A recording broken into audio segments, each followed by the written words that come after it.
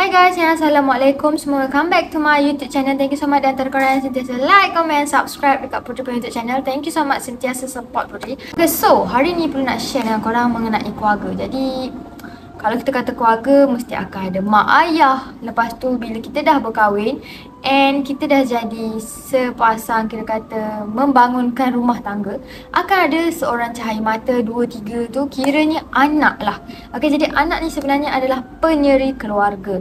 Jadi nak dijadikan cerita, dekat Amerika Syarikat ada satu kes yang agak tragis dan agak menyayat hati sebab ditemui seorang bayi lelaki meninggal dunia dekat buaian dia sendiri.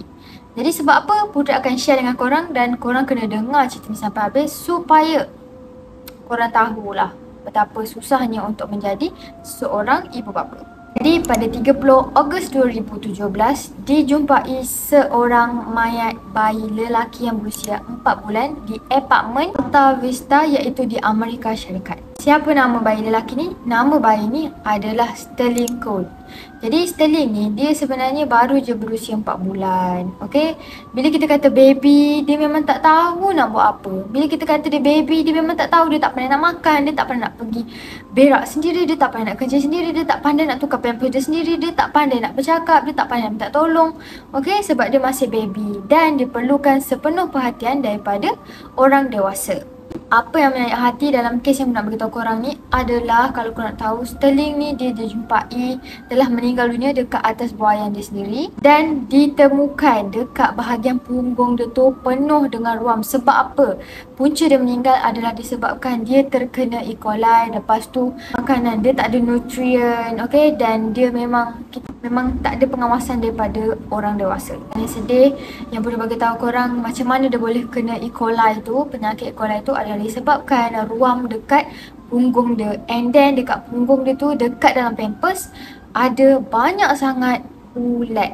Kalau korang nak tahu, baby Sterling ni dia telah pakai pampers dia tu tak ditukar dan selama 9 hingga 14 hari dia didedahkan dengan ulat tu. Jadi doktor ni memang dah sahkan yang bahawa Sterling ni dia meninggal dunia sebab dia gunakan pampers berulang kali, pampers yang sama, okay, dan benda tu kotor, pampers tu kotor dan dipenuhi dengan ulat. Apa daripada mana datangnya ulat-ulat ni adalah disebabkan pemakaian pampers yang sama berulang kali and tak ditukar pun pampers tu sampai menimbulkan ruam dekat baby tu dan benda tu terdedah dengan bakteria dan akhirnya akan ada, korang tahu tak, macam lalat ke apa kan, hinggap and bertelur dan daripada situlah munculnya ulat-ulat tu. Apa boleh ada ulat ni dan menyebabkan kematian dekat baby Sterling lah, disebabkan dia punya punggung dia kan penuh ruam. And bila kita kata ruam, benda kulit tu akan pecah tau. Bila pecah, kulit tu pecah, lagi senang lah bakteria ataupun kuman untuk masuk ke dalam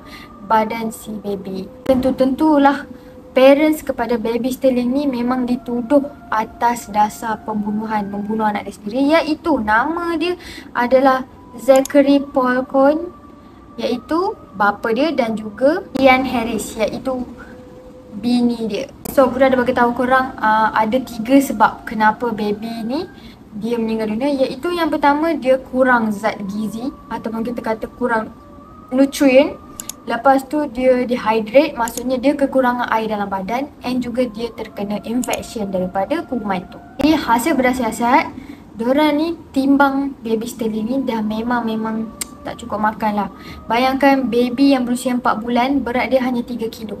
Sedangkan baby yang baru lahir ada yang sampai 3 kilo, ada yang sampai 4 kilo dan ada juga yang sampai 5 kilo. Jadi nampak sangat macam memang parents ni tak jaga langsung anak diorang ni. Dan yang sedih, ulat ni memang dijumpai dekat dalam badan si baby ni, iaitu dekat bahagian punggung dia tu memang ada cacing dah memang masuk lah dekat dalam badan dia ni. Selain pampers yang tak ditukar, yang kita Putri cakap tadi guna berulang kali, baju dia pun langsung tak pernah ditukar. Ataupun sebenarnya kita kata yang parents kepada baby Sterling ni memang tak pernah sentuh langsung lah budak ni. Kiranya dia memang tak ambil perhatian dekat baby ni langsung. Mana kata sampaikan diorang ni menjumpai, okay, baby Sterling tu dalam keadaan yang berhabuk, baju dia penuh habuk and dada dia pun penuh habuk. Korang bayangkan berapa hari baby tu terletak je dekat situ. Jadi parents dia ni ada lawyer tau. And lawyer dia ni kata yang macam ini hanyalah tragedi dan bukannya kecelakaan ataupun satu insiden yang memang dibuat lah ataupun dengan niat. Okay, tapi macam dekat situ, mahkamah kat situ tak setuju. Sebabnya pasangan ni, diorang ni dua memang dah ada anak sebelum ni. And anak dia ni dah berusia pun 2 tahun dan menampakkan ciri-ciri yang di mana anak dia ni maksudnya masih elok. Masih elok tu maksudnya dijaga dengan baik. Okay, makan pakai dia stay elok dan berusia 2 tahun. Macam mana dia boleh tak jaga baby anak dia ni yang baby baru usia 4 bulan sampai boleh meninggal dunia? Sebab apa punca kematian kepada baby ni? Okay, jadi polis punya siasat. Rupanya okay, diorang berdua ni parents kepada baby Sterling ni, diorang ni ada ambil narkoba ataupun kita kata dia ambil dadah. Okay, jadi ada orang yang datang firstly dekat apartment tu dan dia jugalah yang telefon 911 tu. Kalau dekat sana macam kita kat Malaysia 999 kan, kat sana 911, di mana nama dia adalah Tony Fredrich, iaitu dia yang melaporkan yang baby tu telah meninggal dunia.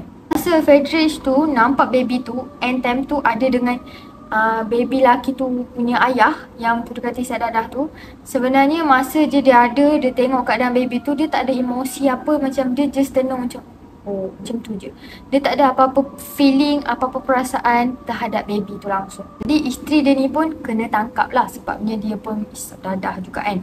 Dia ambil dadah and dia pun kena juga. Okay, kena tangkap. Bila polis lidik sebenarnya macam dah 2-3 minggu jugalah diorang ambil narkoba ni ataupun kita kata syabu.